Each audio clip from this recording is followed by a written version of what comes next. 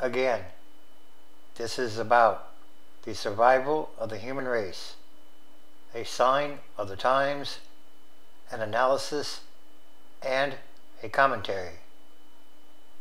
Moore, Oklahoma tornado. The mountain of rubble that was once Plaza Towers Elementary School has become the emotional and physical focal point of one of the most destructive tornadoes to strike Oklahoma. Although the casualty toll fluctuated widely early on, officials say that at least 24 people passed, including 9 children, 7 of them at Plaza Towers. May the Lord rest their souls.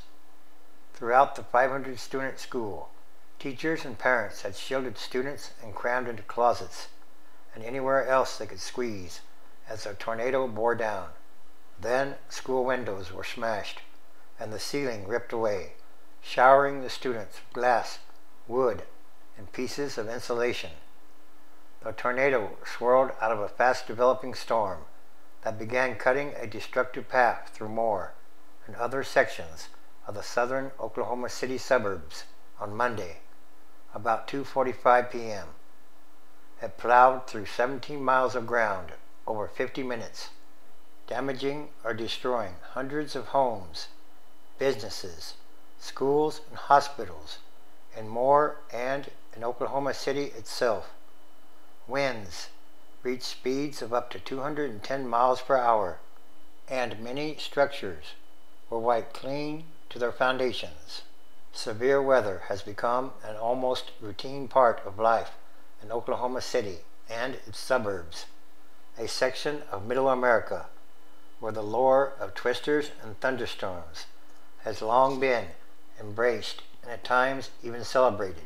The National Basketball Association team is called the Thunder, and there is an annual National Weather Festival where families gather for weather balloon launchings and storm chaser car shows.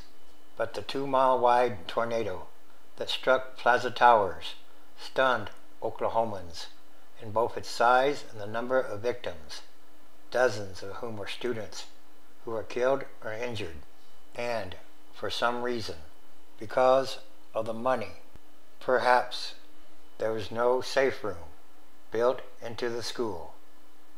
President Obama, who declared a federal disaster in 5 Oklahoma counties, said at the White House that the tornado had been one of the most destructive in history and that Oklahoma needs to get everything it needs right away. He said federal emergency management agency officials had been dispatched to aid in the recovery. For all those who've been affected, we recognize that you face a long road ahead, Mr. Obama said. In some cases, there will be enormous grief that has to be absorbed, but you will not travel that path alone. After surveying the wreckage and more, officials at the National Weather Service upgraded its assessment of the twister's power to an EF5.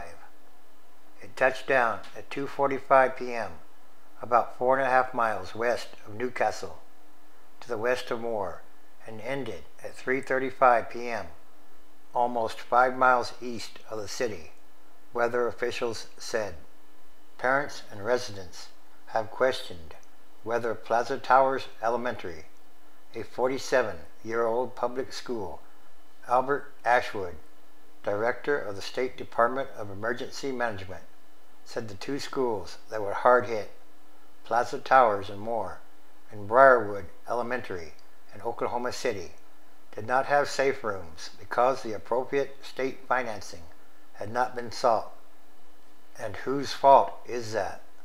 Despite being in a region prone to tornadoes and being heavily damaged by one in 1999, the city of Moore, according to its website, has no ordinance requiring storm-safe rooms in public or private buildings, and the city itself lacks a community shelter.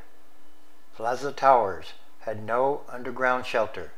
A state lawmaker whose district includes Moore, Representative Mark McBride, said the fatalities should force an examination of whether schools in Oklahoma should be required to have storm shelters. Many states get hit frequently with tornadoes and other natural catastrophes, but Oklahoma is disaster central. The twister that devastated Moore, Oklahoma was the 74th presidential disaster declared in the Sooner State in the past 60 years. Only much larger and more populous California and Texas have had more. The state is number 1 in tornado disasters and number 3 for flooding, according to a database of presidential disaster declarations handled by the Federal Emergency Management Agency. And those figures don't include drought, which is handled by a different agency. They say that the explanation is partly atmospheric conditions that trigger twisters, and flooding, partly where people live and how they build their homes, and partly politics and bureaucratic skill, according to disaster experts.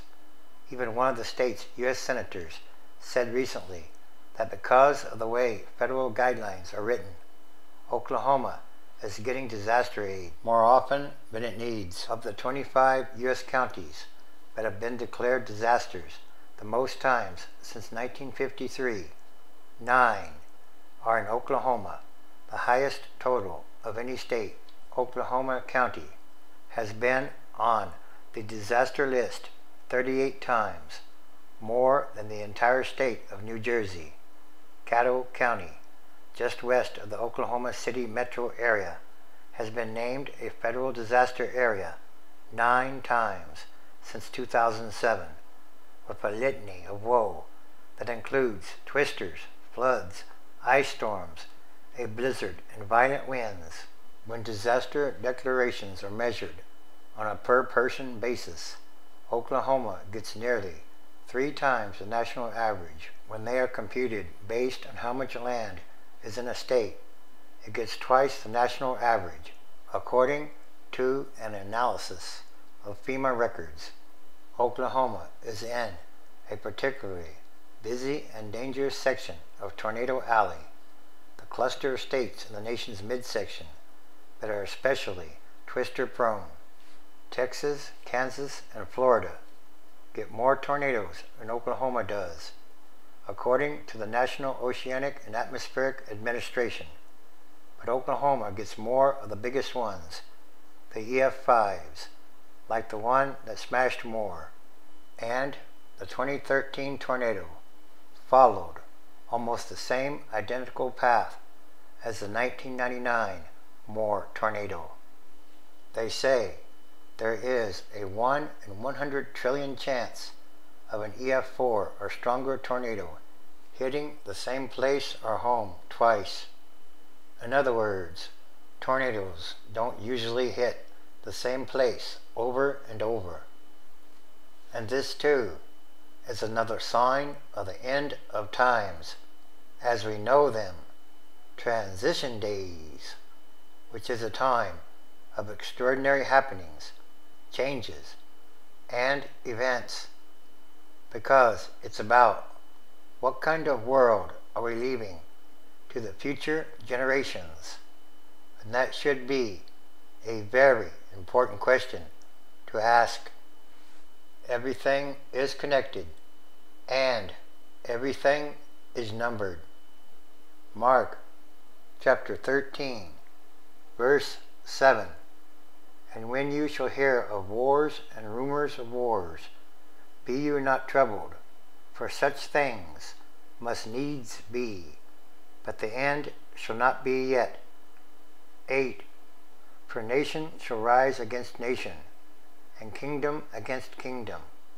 And there shall be earthquakes in diverse places, and there shall be famines and troubles.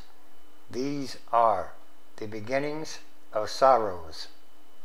Luke chapter 17, verse 26.